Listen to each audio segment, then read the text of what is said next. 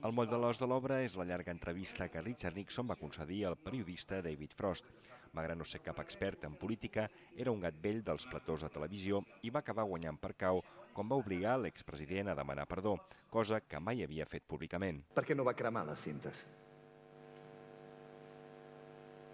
Senyor Frost, em sorprèn que em faci aquesta pregunta, ja que teníem un acord. L'arquitectura de la peça és la d'un combat de boxa en 4 assalts i tots els preparatius anteriors, inclosa la negociació del preu de l'entrevista, per la qual Nixon es va embutxacar l'astronòmica xifra de $600.000. Al darrere hi ha la crítica a la societat de l'espectacle que naixia precisament amb episodis com aquell. Hi ha alguna d'això del reconeixement, del conèixer i de l'èxit barat, que la televisió té molt a veure amb tot això, no?